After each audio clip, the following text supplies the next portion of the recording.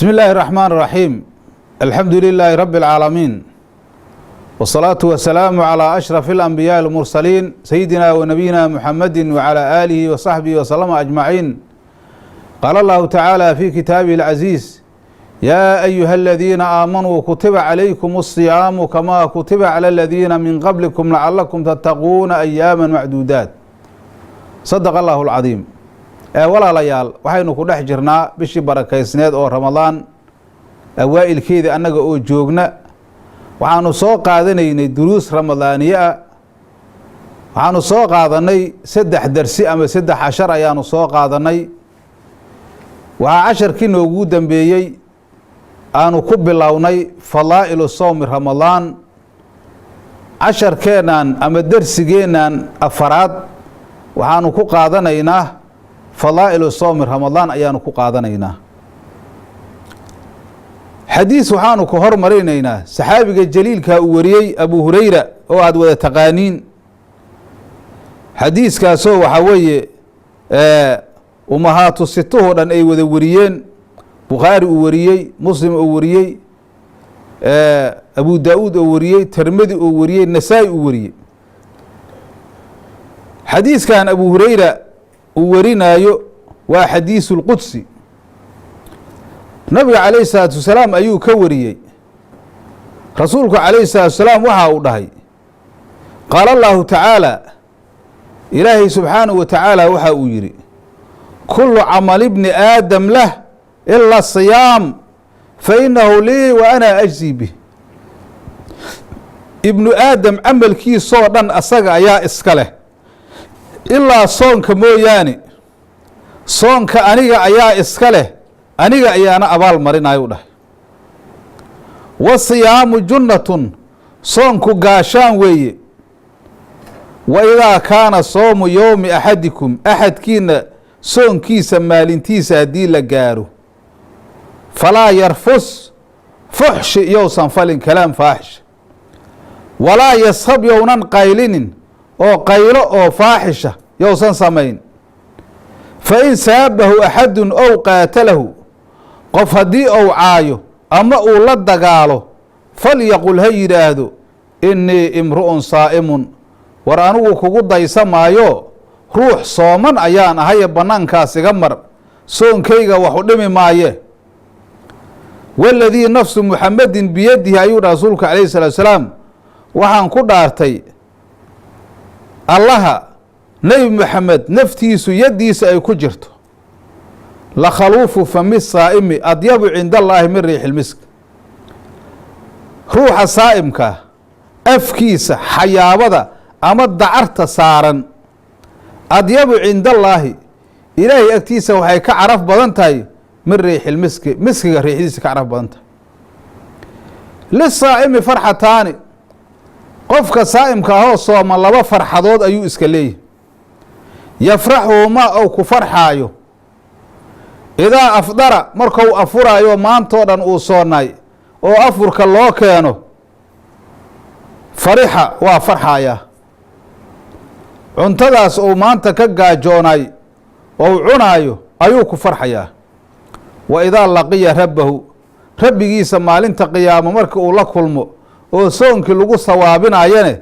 farixa bisoomihi soonkiisa ayuu ku farxayaa xadiiskaas marka waxa weeye wuxuu u baahan yahay sharaxaad badan oo u baahan yahay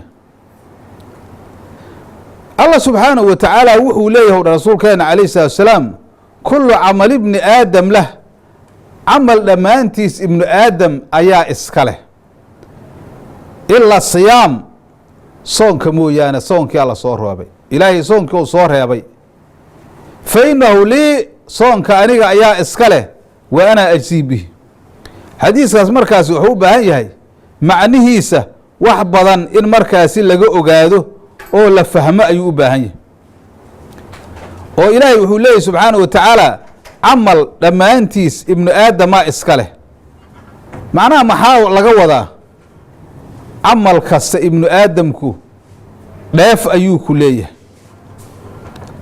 معناه وحوي عمل هدو بني آدم كو صميايو صلاة هدايتاي زكاة هدايتاي حج هدايتاي sadaqo kale hadday tahay waxyaabahaasoo dhan waxa weeye qeyb ayuu waxbuu ku helayaa oo adduunyada ayuu wax ugaga helayaa. waxaas uga helaya maxay tahay? waxa ugaga helaya waxay noqonaysaa waxaa laga yaabaa masalanba haddii masalanba maal uu leeyahay o sadaqo bixinayo jaah inuu ku yeesho dadka agtiisa markaasi qof magac ka laho oo ileen wax asoo baxayaa la arkay, ama isagoo salaad badanoo masjidka lagu arko abaadeysaaya haddii la arko waxa weeye markaasi war qofkan waa qofka cibaadad badnaa daacada badnaay weeye. ilaan waxa weeye waa camal cid walba ay arkaysa kaas oo asagii markaasi haddii oo dar alle ula jeedo waxba ka dhibi mayso, laakiin haddou ru'yo iyo sumc u sameyna waxba ku dheefi maayo. haddii xataa dar alle uu ula jeedo bani aadamku markaasi waa ku qadarinayaa, markaasaa camalkii camal asaguna uu maaragtaya wax sumcada uu ku leeyahay ayuu noqonayaa, saas ayuu noqonayaa. waa la tacdiiminayaa, dadku waa ammaanayaan, maxaa yeele waxay ku daalacanayaan acmaasha uu samaynayo, saasaa laga wadaa. laakiin soonku kuma jiryo weye. soonku waxa weeye waxuu alla ka wadaa fa inahu lii wa ana ajzii bihi fa inahu khaalisun lii.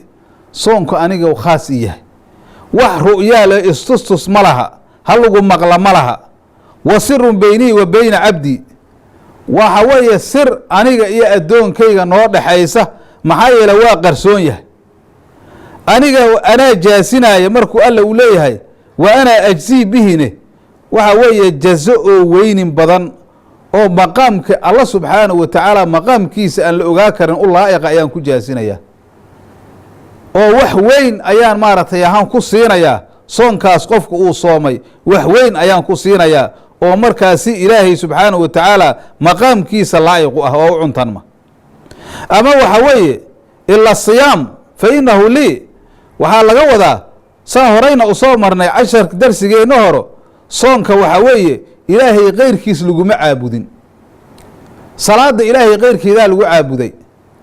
waxaa laga yaabaa jihaadka kuwa munaafiqiina inay xataa jihaadayaan oo istusus iyo waxaas ay ka tahay, oo markaasi shirki ou soo galo, ilaa waxaan ilaahay loola jeedin shirki baa gelaya. markaas waxaa laga yaabaa xajka oo kaleentood in sumco iyo markaasi hal lagu arko iyo qofku muraay uu yahay, ee markaasi waxa weeye cid kale ay la qaybsato oo alla keligiis aan markaasi loola jeedin.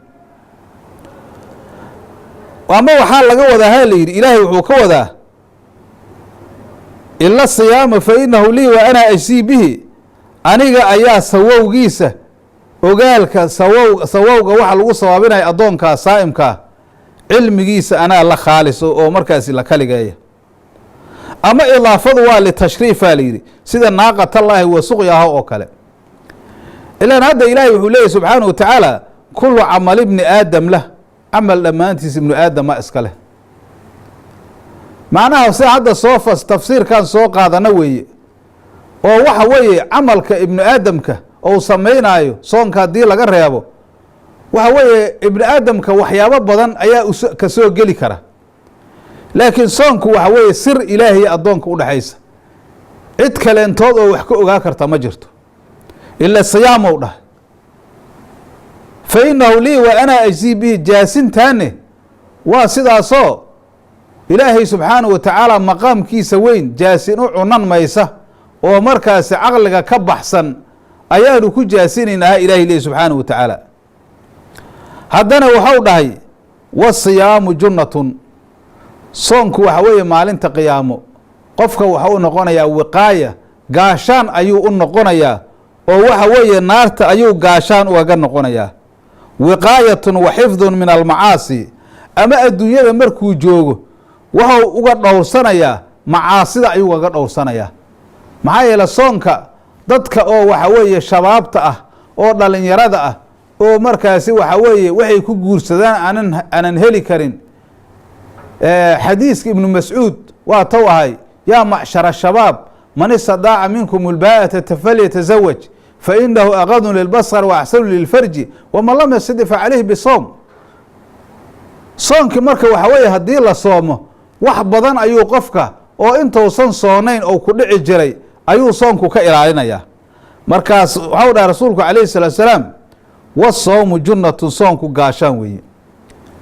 taas adduunyada weeye. adduunyada haddii macaasida uu gaashaan soonku ugaga noqdo, aakhirana wuxuu gaashaan ugaga noqonayaa naarti ayuu gaashaan ugaga noqonayaa. marka waxaa loo baahan yahay soonka markii la soomo in waxa weeye cuntada iyo cabitaanka laga soomo kaliya maaha, waana ku tegi doonaa axaadiisdaas.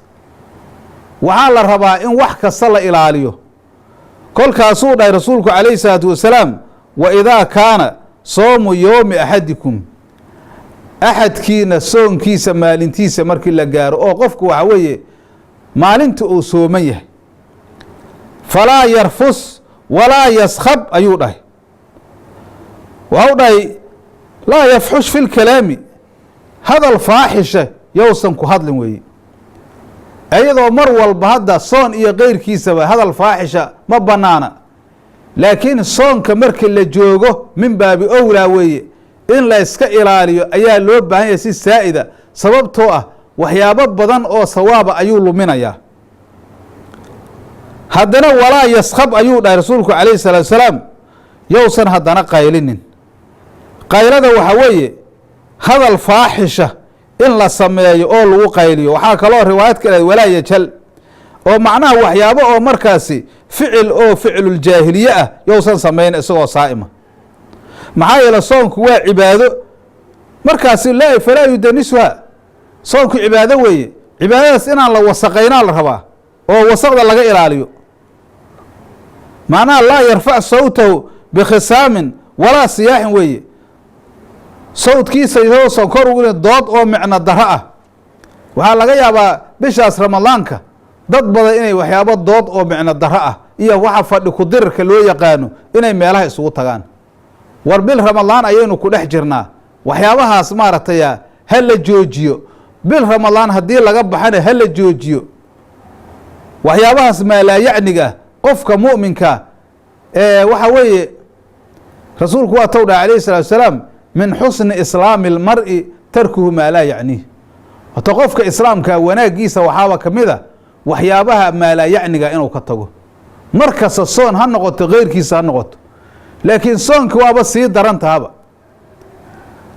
marka dadaa waxaa weeye ayagoo saa'imiina ayaa waxa weeye wax soonku ku soo kordhaya aysan jirinoo intaasoo maaragtay kalaam faaxisha iyo intaasoo laqwi ah iyo intaasoo dhaar beena ah, wax kasta ayuu samaynayaa. darsigaas gooniyaan u qaadanaynaa. marka waxaa weeye rasuulku calayhi salaatu wasalaam wuxuu noo sheegayaa haddii soonkii la soomo in la is ilaaliyo in laabudda ay tahay. qof kastoo saa'ima waa inuu isilaaliyaa. masalaba waxaa weeye adiga adoo is ilaalinaya ayaa waxaa dhacday qof ayaa ku dulminaya, waa ku caayaya, waa ku aflagaadaynaya. saa la yeelayaa. rasuulku calayhi salaatu wasalaam waxa uu yidhi, fain saabahu axadun ow qaatalahu. saabahuda hadda siiqadaas oo siiqatulmufaacalada ah waxa weeye mubaalaqa ahaan weeye, ee qofka inaad la caytanto maahan. oo hadda saabadaasu saasay keenaysaa. waxaa laga wadaa haddii adigoo saa'imo qof ou ku caayo ama dagaal uu kugu soo xeyto oo dagaal kula soo aado, fain saabahu axadun ou dhahay rasuulku calayhi salaatu wasalaam, axad haddou caayo ow qaatalahu ama la dagaalo, falyaqul ha yidhaahdo inii saa'imun, inii imru'un saa'imun, war anigu waxaan ahay ruux ilaahay daraaddiisa u sooman ayaan ah, ma kugu daysanaayo, soonkayga sawowgiisa baabi'in maayo. in maaragtay lisaanu xaalka laga yidhaahdo iyo in lisaanka toos loo dhaho intaasba waa la sheegaa. waxa sidaas loo leeyahane qofku hadduu qof muslima uu yahay, qofkaanu hadduu sidaas yidhaahdo oo anugu waan soomanahay, kula dagaali maayo, kula caytami maayo hadduu yidhaahdo, asagaasaa waxaa laga yaabaa inay ku soo dhacdo. war qofkan waxa uu doonaya ayaa doonaysaa, oo markaasi qofkii ou xishood ou addouba iimaan leeya waa ka xishoonaya. oo adiga haddee qofkaas hadduu saas leeyahy soonkiisa ilaalinayo, adiga soonkaaga inaa lisa maxaa kuu diiday inay meesha arrintaasu ka dhalatay ayaa la doonaya. marka haddii qof saas uu yihahda saa macnaha intaas waxa weeye waxaa la ilaalinayaa, soonkiyaa la ilaalinayaa.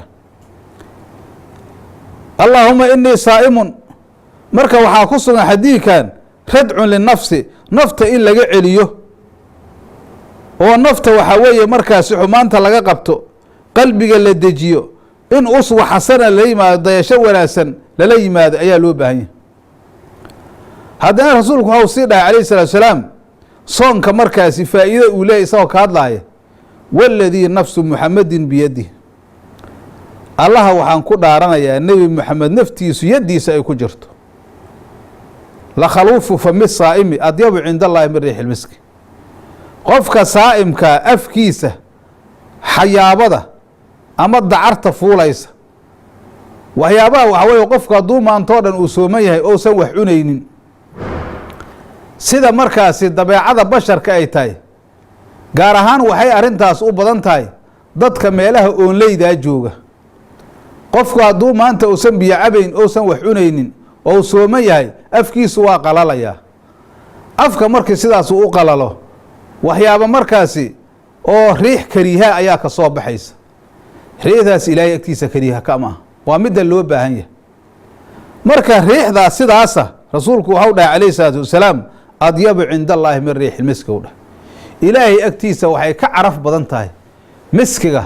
miskigu waxau ahaa jiray wax carfa wax uga caraf badan, ama haatan adduunyadan maanta aynu joogno oo casriga ah waxyaabo badan oo waxaa jira dhiibyaal badan oo barafuun leh oo catar leh waxyaabo badan oo carfaa jiro ziyaadaha jira. miskiga hadda waa jiraa, laakiin hadda miskiga asmaanti horo asaga ayaa wax kasta uga caraf badnaay. hadda waxaa laga wadaaba wixii maanta jira oo wax udga wixii ugu udug badan, wax udga maanta wixii ugu udug badan oo ugu caraf badan ayaa markaas ka caraf badan ilaahay agtiisa. qofku naftiisaba ha kahdo ama dadka kaleoo keyrkiisa ha kahdo. baabka waxaanu ku tegi doonaa haddii ilaahay yidhaahdo inay markaasi faa'iido badan ay leedahay. khaluufkaasu faa'iido badan uu leeyahay oo hadda culamaau shaaficiya ay u qaateen. rumayga markaasi waa ku tegi doonaa insha allahu tacaala, waa ka hadli doonaahe bacda zawaal in la karaahi yeelo qofka saa'imka ah waxa weeye si khaluufkaas uusan ugaga tegin. maxaa hadda qofku hadduu waxa weeye maanta oo dhan rumay uu isku wado, rumaygu waa shay maaragtay faa'iido badan oo khayr badan weeye. laakiin waxaa weeye markaas waxaa dhici karta khaluufkaas inuu waayo. taasi laakiin baabkeedan ugu tegi doonaa. ilaahay agtiisa khaluufkaasay ilaahay agtiisa miski ay ka caraf badantuu dhahay khaluufkaas rasuulku calayhi salaatu wasalaam. qofka haddana markuu saa'im yahay soonkiisa 2 jeer ayuu ku farxayaa.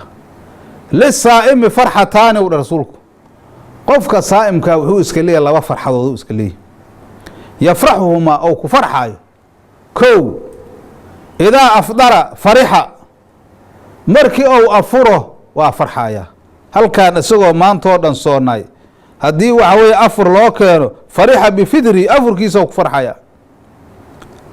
wa idaa laqiya rabbahu maalinta qiyaamane ilaahay markuu la kulmo abaalmarinta ilaahay la isjaasinaayo halkaas markuu tago farixa bisoomihi soonkiisa ayuu ku farxayaa. soonkiisa wowgiisii markuu arko ayuu aad aad u farxayaa. idaa laqiya rabbahu farixa bimaa acadahu llaahu lahu min waasici naciim. ilaahay wuxuu u diyaariyey oo nicmada waasica oo soonkii dar ilaahay u sameeyey uu ka helay ayuu maalintaasoo ku farxayaa. markaasay waxay noqonaysaa maalin cajiiba oo farxaddeedu ay weynta. hadda midaan waaba adduunyadan ku naqaanaaho haddii hadda maanta qoraxdu noo dhacdo waanu afuraynaa. qofkii baahan waxa weeye afurkaasoo ku farxaya. laakiin midaan farxaddan adduunyada iyo farxaddaas waa kala wen yihiin. maxaa yeele soonka waxa loo soomayaba farxaddaas aakhire in la helo, inaanu farxadda aakhire helno ayaan u soomowhaynaa. farxaddaasu marka midaan la qiyaasi karnay noqonaysaa. xadiiskaasna saan horuu sheegnay axaadiisa waaweyn oo umahaadkao dhan ayaa soo qaateen. marka hadda waxaa kaloonu soo qaadanaynaa horena aanu wax uga soo qaadanay xadiis maaragtay sida abu hureyre laga wariyey oo ayaguna markaas umahaadku ay wariyeen. waxau dhahay rasuulkeena calayhi salaatu wasalaam idaa jaa'a ramadaanu futixat abwaabu ljannati ramadaan markii uu yimaado waxaa la furfurayaa albaabada jannada ayaa la furfurayaa. maxaa yeelay jannada darsigeena hore waataan ku soo qaadanay jannada in ilaahay uu leeyahay subxaanahu wa tacaala isisiinay oo isqurx uu leeyahy oo isu diyaari dadka saa'imiinta ayagaa imaan doonee albaabadeedaa la furayaa. wa qulliqat abwaabu naari naarta irdaheedana waa la xirxirayaa. wixii markaasi dadkaa saa'imiinta ee waxa weeye dhibaaya waa la xirayaa. naartu hadda waxa weeye waa shay makhluuq ilaahay oo ilaahay dadka caasiya oo ku kufriya lagu cadaabo weeye. waxa loo xiraayo waxay tahay macnaheedu dadkan saa'imiinta ah ilaahay dad adeecay weeye. waa ilaahay dadow soonkoodii oo ku sawaabinayo marka inaan naar la geli doonin oy naarta ka baxsan doonaan. ilaan soonkii waata hadda nabiguna dhahaya wasiyaamu junnatun gaashaankii waxaaba ka midaba bisha ramadaan markii saas loo gaaro gaashaan inuu yahay ow naarta gaashaan soonku uu ka yahay waxa weeye naartiibaaba la xiraaya weli idoon la gaarin ayaaba la sii xirayaaba oo dadka saa'imiintaa laga xirayaa. jannadiina waxaa weeye waa loo furfurayaa. waxaa kaloo dhaha rasuulku calayhi salaatu wasalaam wasufati shayaadiinu shayaadiintane silsilada ayaa lagu xirayaa bir ayaa lagu xirayaa. shayaadiinta ayagane silsilooyin oo bir ah ayaa lagu xirayaa oo waa la silsiladaynayaa. weliba markaasi waxa weeye kuwooda shayaadiinta ah oo dhibka badanne ayaa markaasaa silsiladooyin bir ah ayaa lagu xirayaa. quyidad bil asfaadi waa quyuudda weeye markaasi. wa sulsilati shayaadiinu xataa riwaayad kale ayaa saas eheday. shayaadiinta ayagana dadka mu'miniinta ah oo saa'imiinta ah waa laga xirayaa. oo shayaadiintii markaasi bisha ramadaan ka hor dadka markaasi waswaasi jiray oo dhibi jiray bisha ramadaan dadka saa'imiinta ilaahay subxaanahu wa tacaala katiinooyin ayaa looga xirayaa. laakiin yaa laga katiinaynayaa bisha maaragtay yaa ramadaan shayaadiinta yaa laga xirayaa. waxaa laga xirayaa dadka oo waxaa laga xirayaa oo saa'imiinta ah. dadka saa'imiinta ayaa markaasaa laga xirayaa. qofaan soomi jirin kuma jiro horena waa u soo qaadanay. marka sidaas ayaa markaasaa ilaahay uu naxariisanayaa. waxaa kaloo ahayd riwaayad kaloo lafdiga uu tirmidi leeyahay idaa kaana awalu leylati min shahri ramadaan haddii la gaaro bisha ramadaan habeenka ugu horeeya sufati shayaadiinu shayaadiinta waa la xirxirayaa. wa maradatu ljinni jinniga kuwooda madaxa adag leh jinniga kuwa shiraarta ah oo dadka dhibane ayagana waxa weeye waa la xirxirayaa. axad markaasi inay dhibaan ma awoodayaan maxaa yeelay ilaahay subxaanahu wa tacaala addoomankiisa saa'imiinta ayaa alla subxaanahu wa tacaala uu karaamaynayaa. wa qulliqat abwaabu naari naarta ayadana albaabadeeda ayaa la xirayaa. falam yuftax minhaa baabun albaab laga furi maayo. wa futixat abwaabu ljannati jannada irdaheedaa la furfurayaa. falam yuqlaq minhaa baabun hal albaab laga xiri maayo. wa yunaadii munaadin mid naadinaya ayaa naadinaya ilaahay agtiisa muxuu leeyahay yaa baaqiya alkhayr aqbil war midka khayrka dalbaayow bishaan ramadaan khayrka dalbaayow soo qaabil khayrkii soo aad waa lagu siinayaa. wa yaa baaqiya shari sharta midka dalbaayow waxa weeye aqsirka joog adigane. walilaahi cutaqaa'u min annaar ilaahay wuxuu leeyahay kuwa naarta laga xuraynaayo. wadaalika kula leylatin habeen kasta ayaa naarta laga xuraynaya. habeen kasta waxa weeye ilaahay naarta ayuu addoomankiisa addooma badan ku xunayaa. marka waxa weeye 70,000 ayaa habeen kasta la xuraynayaa iyo wa aksar. intii la soo xureeyey bisha ramadaan intay socotana habeenka ugu dambeeya intaasaa la xuraynayaa. marka halkaasna waxaan soo koobaynaa darsigeyna afaraad oo duruusteena ramadaaniyada ka mid ahay. hada wabilaahi towfiiq wasalaamu calaykum waraxmat ullahi barakatu.